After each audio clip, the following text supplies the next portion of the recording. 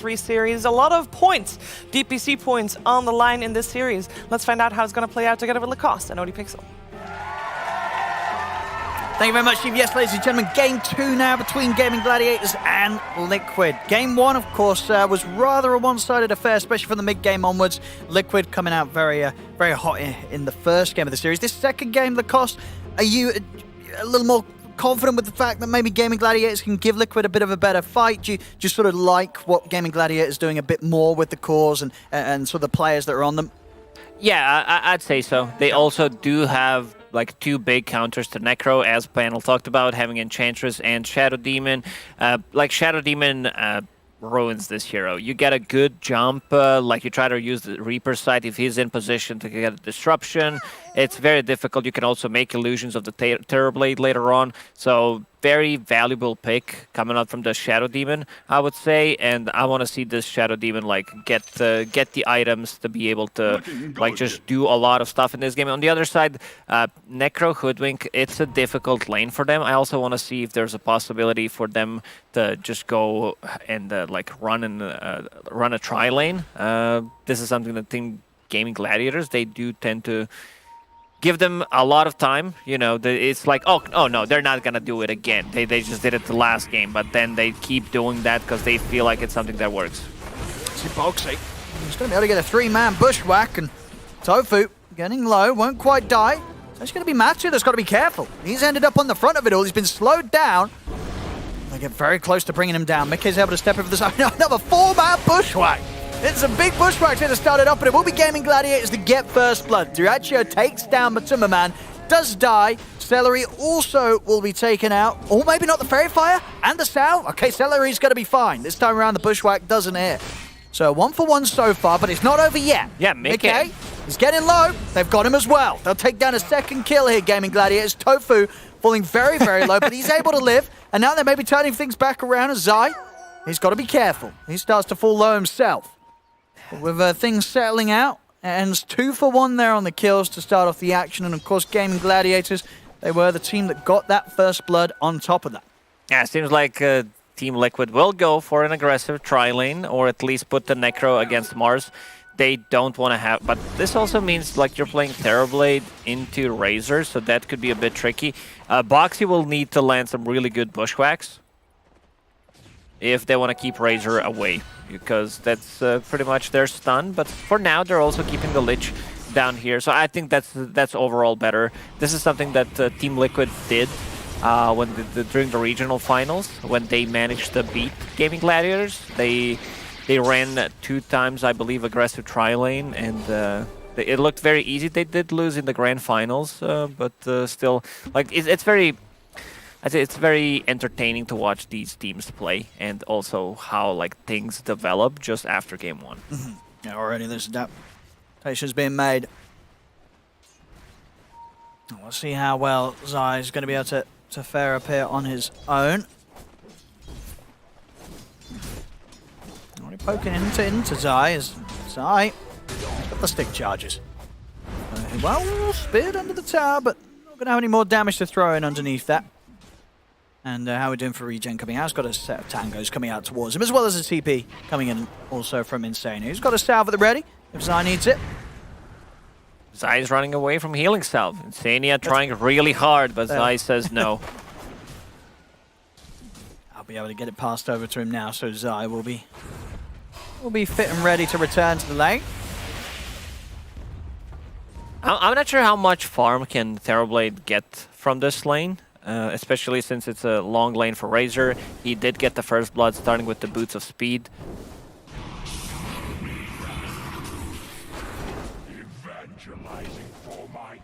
Tofu. Sure the Boxy not able to mess too much with this jungle area of Gaming Gladiators. So that Tofu and Duraccio can keep control of the wave.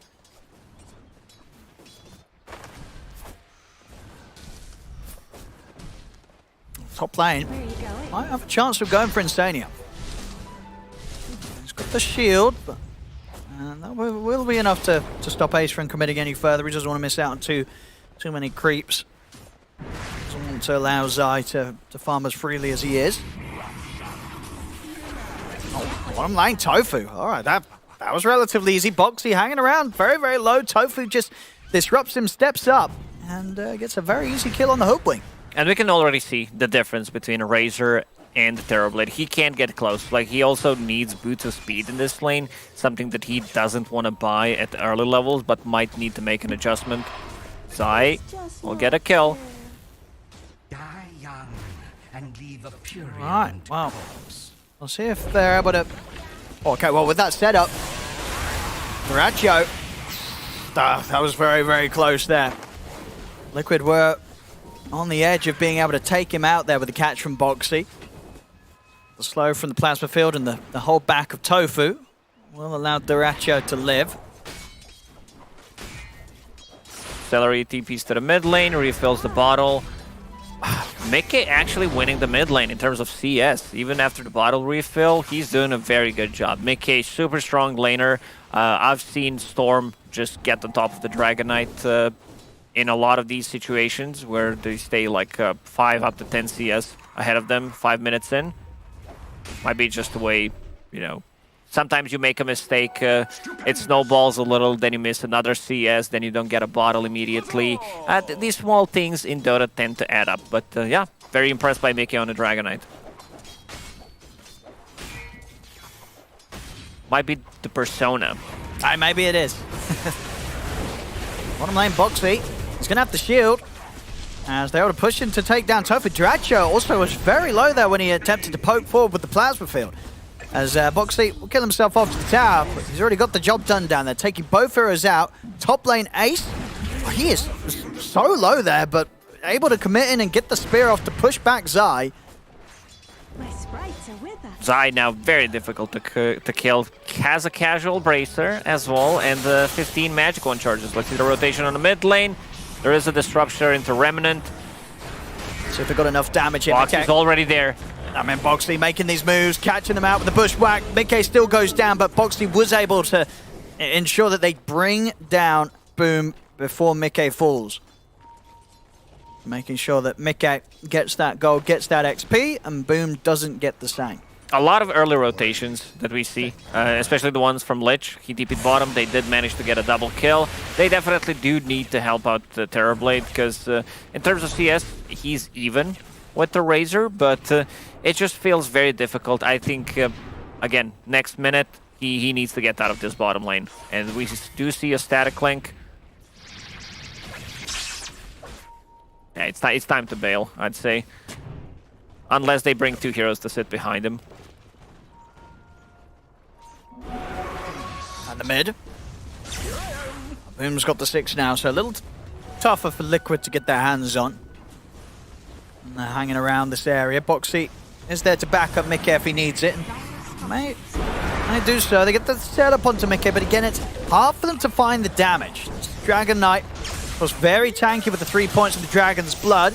Is he tanky enough? It's going to be a lot of magical with the poison stacking up. Mickey, is he actually going to be able to live here? No, they've got just enough. Pretty much takes all the mana from Boom, but it will get the job done. They take out Mickey.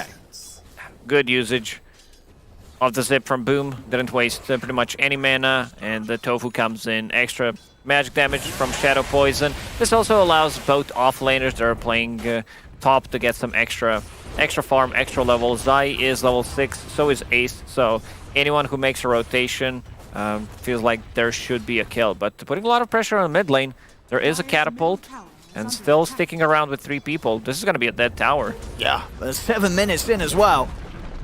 There you go. Not something you necessarily expect when it's a storm in the mid. Yeah, but with the support movements and the pressure they've put on, that is a sort of almost surprisingly quick tower for these sort of heroes to take. Dyrachyo farming on almost no HP. 1 bushwhack will actually kill him. I mean, he took a risk. It didn't pay off at all. Maybe they could get Matu in return. Matu's got any way out of this. He has got thunder. Can he get it off? Oh, yes, he can. Back up to full HP. Another beautiful bushwhack. All Boxy. right, Woo, that was beautiful. But also Insania coming with a clutch blade, using the Sinister Gaze to pull the storm. And yeah, Matumba Man using power treads on intelligence, popping the stick. He's got the damage to take down Zai. No. Oh, okay. With the back of Draccio, it does. They will be able to bring down Zai. That was a difficult one for Zai. Just not enough damage, even with 4 points in Dead Pulse. Mars a bit too tanky. This is the type of game that we love to see. 15 kills, 8 minutes in. Yeah, it's getting a bit more action-packed here. Bottom lane, this time around, Matthew not having the Thunder to rely on to save him. Still on cooldown, of course. He will die.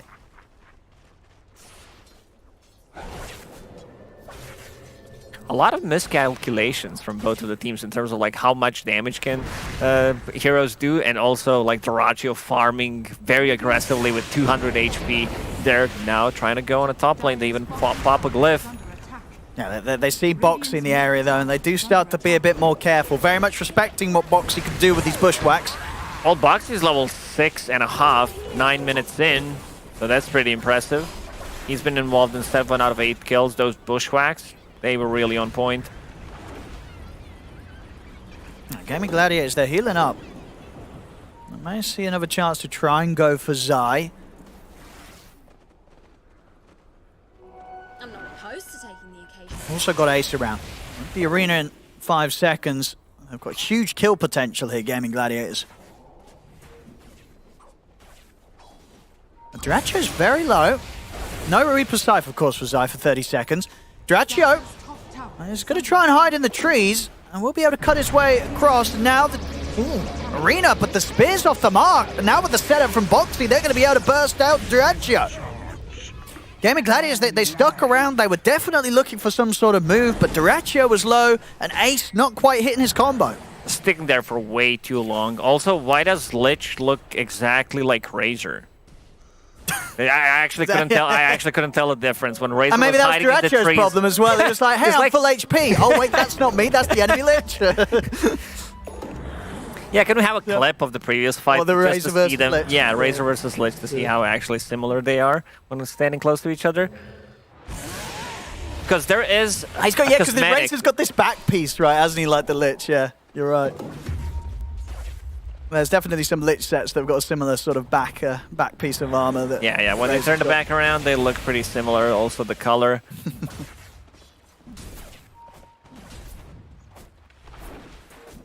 They'll have another go for this tier 1 tower Gaimin Gladiators, and this time round, I mean, they have got Reaper Scythe from Zai. If they could want to fight with the Necrophos at the front, it looks like they'll let the tower go this time. Gaimin Gladiators bringing in the 4 of them, and Liquid, they won't look to take that fight.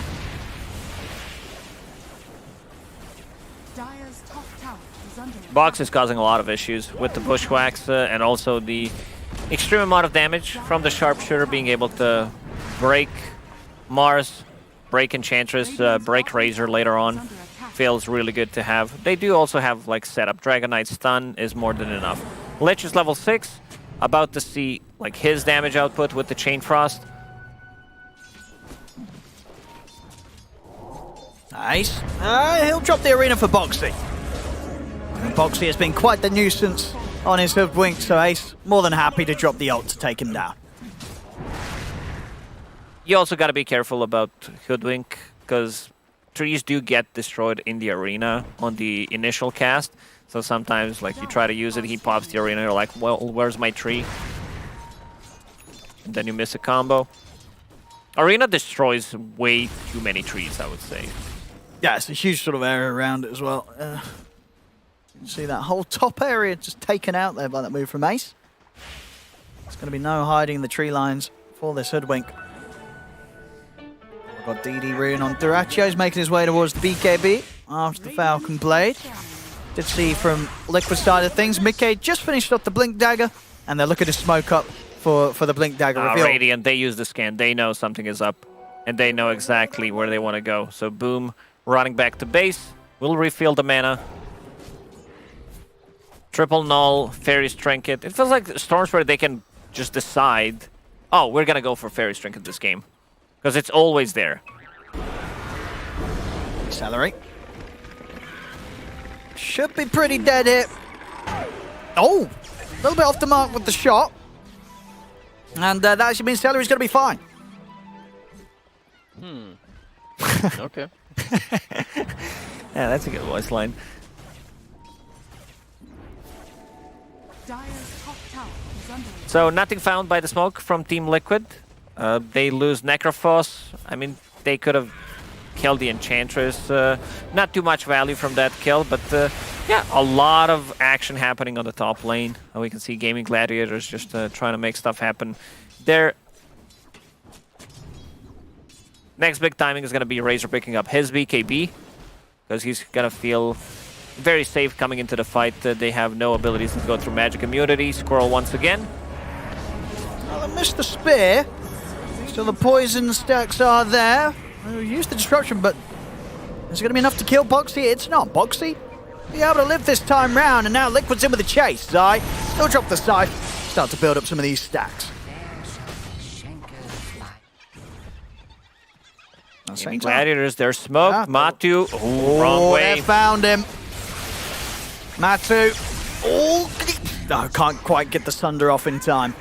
Too much damage coming out. So successful move there from Gaming Gladiators in reaction to the sort of fight that they forced top. But overall, works out very nicely for them. They only lose the support and they slow down Matu's game.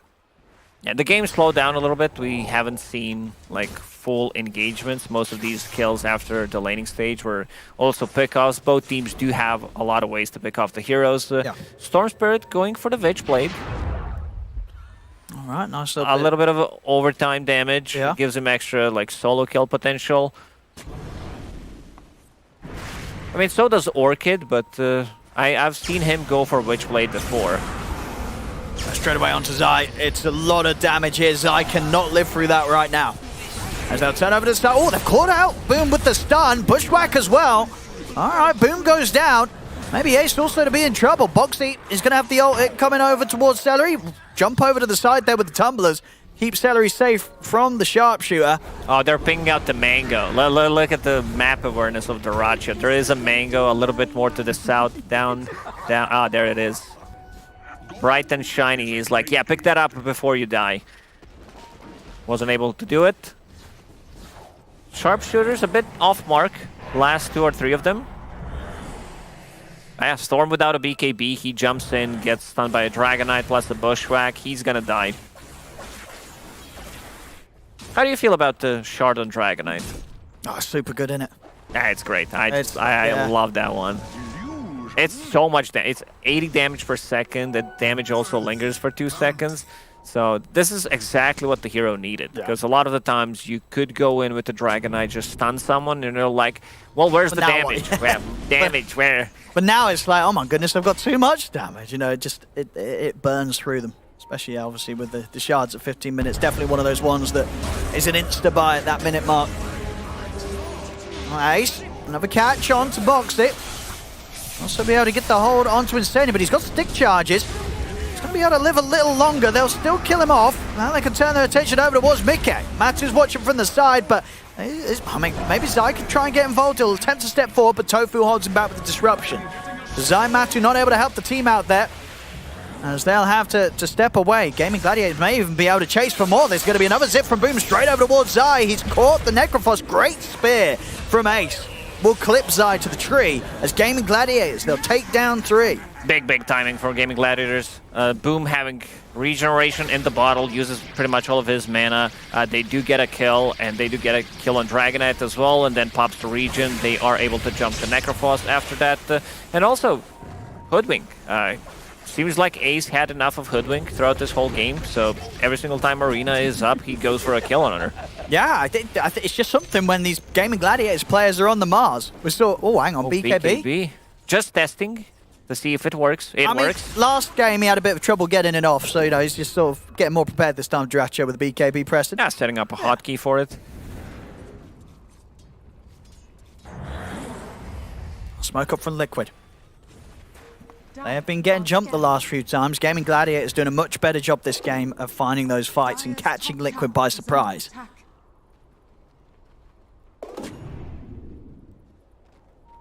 Now Daracho, he'll be careful. Well, this is BKB's on cooldown, 35 seconds still. I've got another BKB thrown into the mix with Ace having his finish. And with Gaming Gladiators playing the top half of the map, Liquid aren't going to find anything here.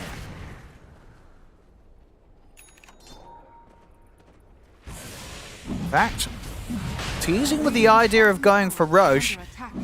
Not the quickest of Roche killing lineups. Yeah, this is gonna take a little bit time.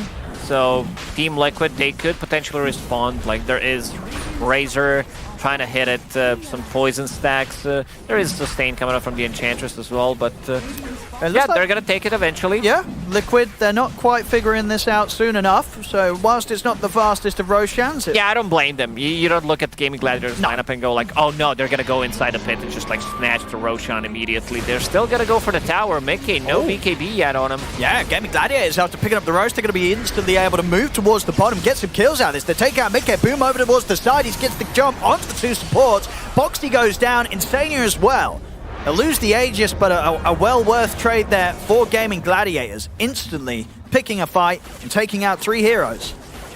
Yeah, Terrorblade still doesn't feel too comfortable joining these fights. Doesn't have a BKB. Yasha is done, disassembled the Dragon Lance, and yeah, still feels very difficult for him. Like they could pre-BKB on other heroes like Lich, Hoodwink, they just feel like a food for Raze, both pretty much all 3 cores on Gaming Gladiators. Whether that's Arena used into a spear, Storm Spirit zipping in, or Razor locking onto one target with the BKB and Static Link. He's going for a Lincoln Sphere, so he will have the combo, Static Lincoln Sphere. That's the combo. And then Refresher, and then double that. I mean, refreshing your Lincoln Sphere also feels really good. I don't mind that. Yep. Playing against the Reaper's side, Dragonite Stun, and also Sunder just feels very good to have. That's true. There could be definitely some clutch plays in terms of also just throwing it out onto any target you know that Matu's going to be eyeing up to try and save himself. Mickey, aggressive blink in, but not finding the catch. And Liquid, they're very much sticking together around Matu. They don't want to let anybody get caught out. They know that with the BKB on Matu, there is a chance that they can take a team fight head on. Boom, has Arcane Rune. He doesn't want to go in first. Like, he wants to see Dragonite using a stun and then going for a target. He just, pre-BKB, it feels a bit like he died already 3 times. He did a lot of things done in the fights, but he would definitely love to have BKB or just clean up after one target dies.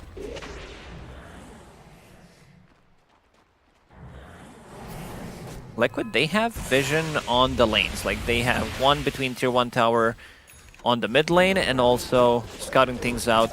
It's mostly for defending the tier 2 tower, this ward that they have on the top lane. Dire's top tower is under attack. Dire's structures are fortified. Continuing to avoid any sort of fight that Gaming Gladiators look for. Liquid staying far away from them. I mean, obviously with their side of the map, they've still got all their tier 2s standing, so they can play for the outpost advantage. Continue to have that bit better of a map control. Ace tries to get the grab on Boxy. He'll miss the arena. Does still, of course, get him with the spear. So whilst the ult won't connect, Boxy still dies. Dire's middle tower is under attack. Bottom lane's being pushed in. Boom will TP back. Try to farm up his BKB. Razor does have Lincolns and a BKB. Very difficult to deal with. Like, they need to be able to, you know, lock him down. Not too many abilities to pierce through a Lincoln Sphere, and whoever gets close is going to be in trouble. Even if you use, like, try to burst him with the Sight plus Dragonite stun into Sharpshooter, there is Shadow Demon. So very, very difficult way for Team Liquid to approach these fights. Radiant's middle tower has been denied.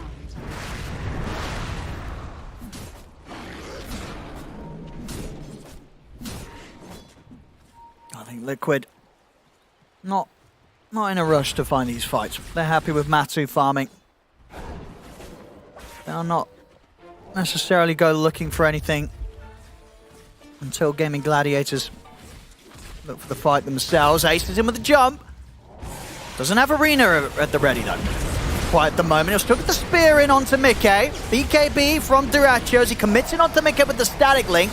Boom is going for the backlines. He's got the grab on the lich. They've taken down 2 of them. Matu, he'll pop the BKB, try and stand his ground to fight this, but Duracho's built up a lot of damage, and now the BKB coming to an end. Matu gets taken out before he can get the Sunder off. Gaimin Gladiators. To fight into what the Gaimin Gladiators have. Pretty much similar to what happened in the previous game, where there was just not enough damage on their side, and fighting into these like 2 BKB timings. Boom has 1 flying up to him, so 3 BKBs. They have no damage that goes through magic immunity. So they do have right clicks from Terrorblade, but Terrorblade doesn't feel too confident just standing and taking a fight. There was no Reaper Sight available, I believe. Oh, or did he use it? Who did he use it on? I must have popped it at the start, right? Because we haven't seen any other play recently with the Scythe. But indeed, wasn't at the ready. Yeah, good disruption there to dodge the sharpshooter. I don't think it would be enough, but to kill him, but still feels very good. Yep, Tofu on Shadow Demon, great positioning, finds pretty much the best items you can. Keen Optic, he went for the Ether Lens, and now even has a Blink Dagger, so can't keep the distance in the fight. Things going very, very well for Gaimin Gladiators this game. Doing all the sort of objectives that they need to be taking at this point. Yeah, these incredibly huge raise. You know, Duracho's well on the way towards the refresher after these items, and at that point, 2 rounds, the BKB Lincolns and his set of skills. Unless Liquid can get some sort of burst to take him out of the fight at the start, there's no chance fighting into the Razor right now.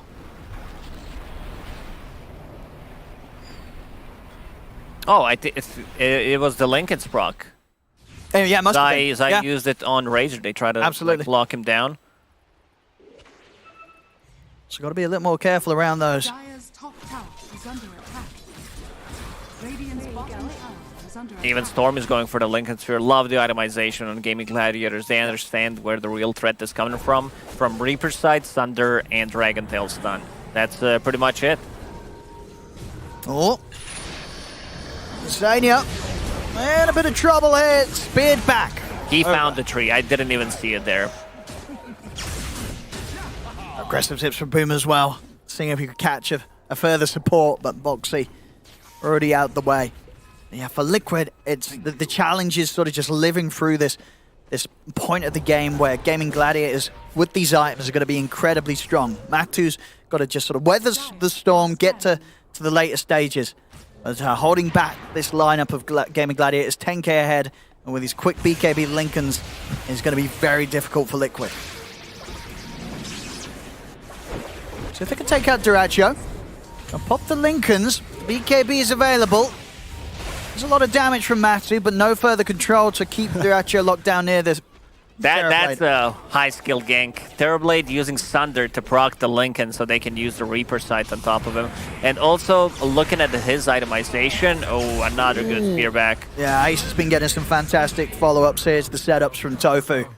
That's Mickey out for 50 seconds. A swift combo to take him down. If we click on Matu, he has Silver Edge queued up. You know, there was a meme build on Terrorblade with Shadowblade Dagon where you drop low and then you Sunder. I think you're missing an armlet in that build, aren't you? Isn't that the build? Yeah, because you need to lose. Yeah, you got to make your HP good. I've tried this. It wasn't that good, surprisingly. You don't drop low. The hero has too much armor, so you can't do it by just hitting the creeps. You need to have some HP removal item, as you said. That's a good suggestion. Just have an armlet. If you want to make that strat work, you got to do it with a Witch Doctor, because that's the trick, you see. You do the Sunder for this massive amount of HP change. If you do that after a Maledict, good luck living through that. Kill any hero in the game. Yeah, I think we're giving too much insight on how this game should been played, and yeah, pros might be taking notes, Owen. That's true. So for then the game 3, their coach is like, oh, you know what these casters said. We're playing Witch Doctor. Terrorblade opening. Let's go. No, these are meme builds we're talking about. Radiant's top tower is under attack. I've got a lot of money on Ace. He can, yeah, he's pretty much. He's got the recipe coming out. I think he has. So he's got the overwhelming blink done. He's having a very, very good game here. 5-0-12. Radiant's top tower is under Things have just No, this is sort of the Gaming Gladiators we expected to see today. This first game of the series was probably one of the rougher games they've had this tour. But this game 2, things absolutely back on track. And Gaming Gladiators showing us the level of Dota that they've been pulling out consistently.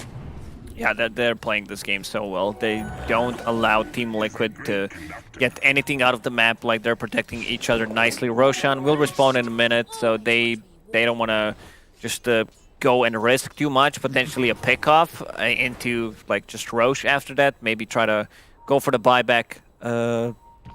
Full Lincolns and also Refresher. Yeah. Down on Razor, we talked about the timing, double Lincolns, double BKB, and also double his abilities, so that's going to be very difficult to deal with. Absolutely. If you just sort of take everything into account, everything points towards Liquid not being able to take a 5-on-5 at all at this moment in the game. Gaming Gladiators, all 3 cores, incredibly strong. Liquid, they've got to just do their best to avoid them.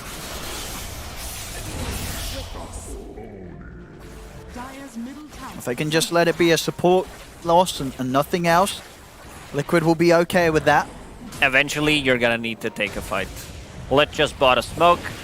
Terrorblade, Silver Edge done. Another break mechanic against Mars. Razor, Enchantress as well. Doesn't strike me as like too good of a Silver Edge game. It's not like you're playing into Bristleback or Huskar and you don't have anyone else to just apply a break mechanic to. Maybe he feels he needs a bit more elusiveness in a fight.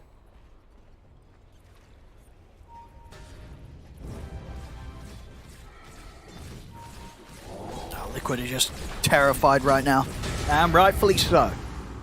The Gaming Gladiators they remain hidden, hugging the base here. Roshan's up. Gaming Gladiators will step in. We'll see Liquid pop a smoke here, but trying to take a fight into the Roshan pit against Gaming Gladiators, it's going to prove to be terribly difficult. And they're not going to get there in time. Well, they'll try with the bushwhack, but boom, he'll put the BKB to be sure. They finish Roche, they get the pickups, and Liquid probably do their best to avoid Gaming Gladiators completely. I mean, well, they're getting tempted by the Enchantress. They'll look for a dive setup, but indeed, Tofu's in with a save.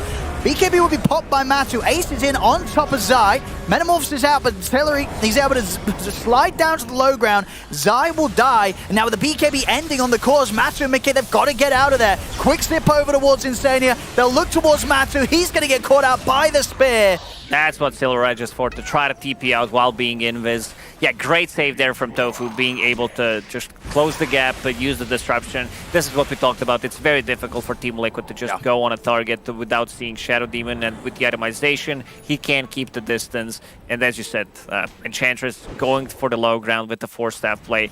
He had a Glimmer Cape as well on top of that, and yeah, they can't even kill the Enchantress here. Look at the healing. Yeah. Even with the BKB and the Metamorphosis, Matu just not able to do the damage at this point.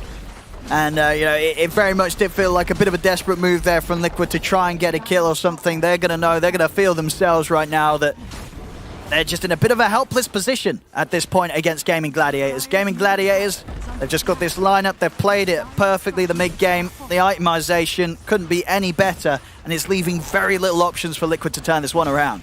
They have one more fight, and that's it. One more fight without meta. They just don't have enough damage.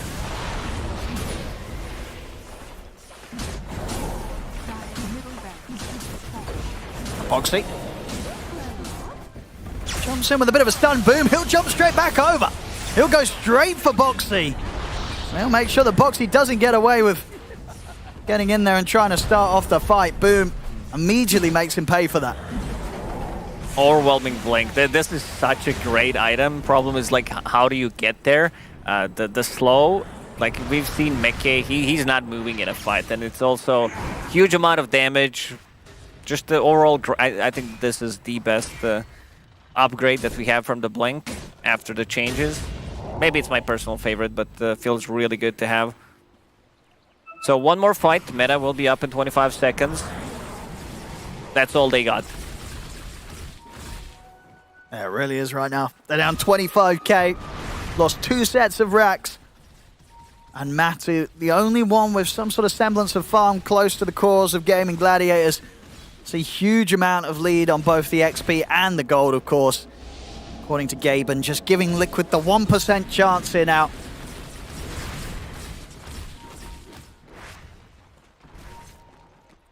Shadow Demon has full Aghanim Scepter done, and also the level 15 talent, so 3 times 700 damage.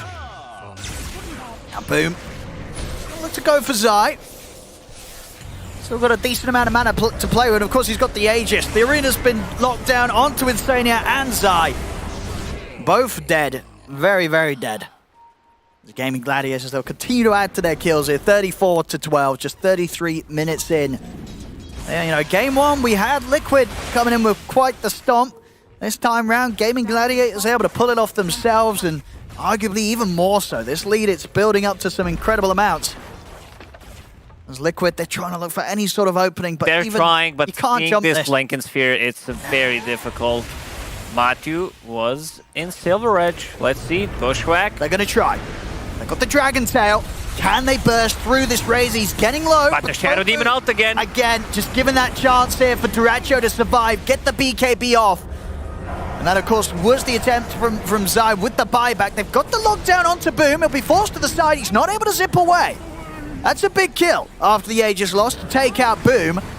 Can they get anything more? Celery's caught the fireball, but Ace now jumps in with the BKB, commits over with the Spirit onto Insania. Insania goes down. They'll look to chase down Mikhail. Step to the side. On the Mars. arena's out. Matu has been trapped. He's trying to escape with the Invis, but he cannot get away. He's out of the game. Boxy as well goes down.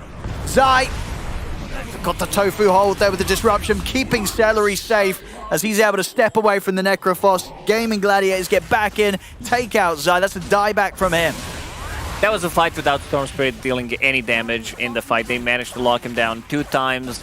But yeah, when we were joking and saying that this is going to be their source of initiation, this Silver Edge into Sunder type of a play, kind of is. it really is. That's how they tried to initiate on Razor and almost got him, but another great save from Tofu. Yeah, absolutely. Like, he has one job, like pretty much keep the distance, and whoever gets sighted, use the disruption on him. There we go, they're coming out with the buybacks. This will be Liquid's last attempt to keep this game alive. As they'll look to take out Tofu, but Tofu, by himself some time here with the self-disruption, does still die as he comes out of it. Matu's getting low, tries to deal with the Sunder, but the Linkers is there. Oh, Dragon Tail holds back Duracho, allow Matu to get back to base. The Gaming Gladiators, they don't care that Liquid's stepping away. They'll focus their efforts back onto towards the barracks. They still jump in and stay in with the grab, but quickly gets smashed down by the God's Rebuke. Mickey's out, 4 dead, no buybacks. Gaming Gladiators clean up the final set of racks, and there it is. GG is called. Yeah, that one last fight looked like relatively good for Team Liquid, but they are so far behind. Like they needed an extra hero that can like jump in the back line, scout where Shadow Demon is, possibly like silence him, stun him, force him to use disruption on himself, but never happened. Great performance from Tofu and the rest of the squad. Yep. Like Boom was all over the place. The itemization that you mentioned, the Lincoln Sphere on Razor, top notch. Just understanding like where the real threat is coming from, and then getting a refresher after that. Storm also getting a Lincoln Sphere. Extremely good performance from Gaming Gladiators in Game 2. No, absolutely. I feel the real difference as well, just sort of the cause that we're seeing on right. That Game 1, Gaming Gladiators maybe trying some sort of different dynamic, but this time round with some of the classic pairings, right? Boomstorm, Ace Mars, Duracho, Razor, something that we've seen them win countless games on. And for these reasons, they know exactly how to end the game and to win Dota 2 with this sort of a lineup. Liquid not standing a chance at all in this second game of the series, which makes it all exciting, of course, for the third and deciding match. We've had 2 games so far.